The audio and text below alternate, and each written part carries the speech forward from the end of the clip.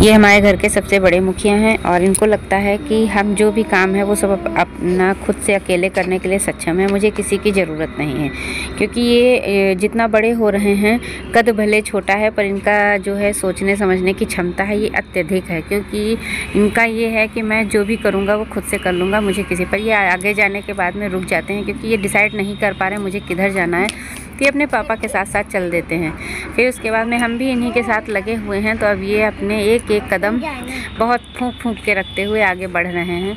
पर अब आपको बता दें कि ये आगे तो बढ़ जाते हैं, फूंक फूंक के कदम रखने के बाद में फिर ये मेरी गोदी आ जाते हैं। क्योंकि अब ये भी इनको भी पता चल गया है कि मैं अब आगे बढ़ने के लायक नहीं हूँ, तो मुझे गोदी आ जाना चाहिए।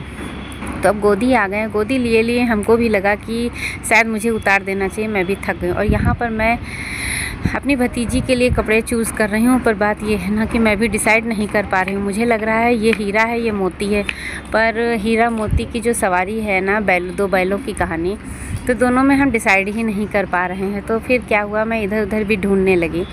तो उसके बाद में हम आगे बढ़ते हैं, तब तक के लिए इन्होंने मुझे बुला लिया, कहा कि इधर आके देखो, आके बहुत अच्छे अच्छे कपड़े हैं। और हम उधर चले जा रहे हैं। तो यहाँ पर हम जब पहुँचे तो मैंने भी देखा, यहाँ पर भी वही चीज़ें थी जो हम हाथ में लिए थे।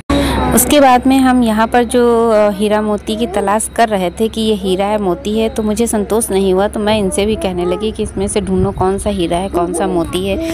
तो ये अपना भी सजेशन दे रहे थे। फिर भी ये हुआ कि डिसाइड हम लोगों ने कर लिया कि अब इन दोनों में तो हम लोग हीरा और मोती नहीं ढूंढ पाए, मतलब इन दोनों को हम पसंद नहीं कर पाए। फिर ये हुआ कि चलो कुछ और देखते हैं। फिर इनको हम लोग जो है काउंटर पे रख के आगे बढ़ जाते हैं।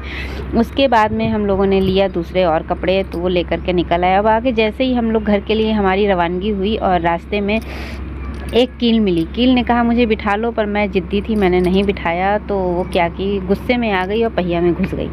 तो पहिया घुस गई तो अब ये भैया जो हैं बहुत जतन से पूरी तन और मन से जोर लगाकर एक एक कील को, जैसे लग रहा था कि कोई हीरा और मोती वही चीज़ है, ढूंढ रहे हैं ये भी। पर इनको भी कहीं एक मिल गई ढूंढने से। तो ये हुआ कि भैया क्या बता सकते हैं। तो भैया ने कहा कि ऐसा करो कि ये टायर हमें दे दो, इसका ये जो अंदर ट्यूब पड़ता है, और तुम हमसे नया ले लो। तो हमने कहा चलो ठीक है भाई, ले लेते हैं। तो भैया से नया ट्यूब लेकर के हमने डलवा लिया। और उसके बाद में क्या हुआ कि मुझे लग गई भूख।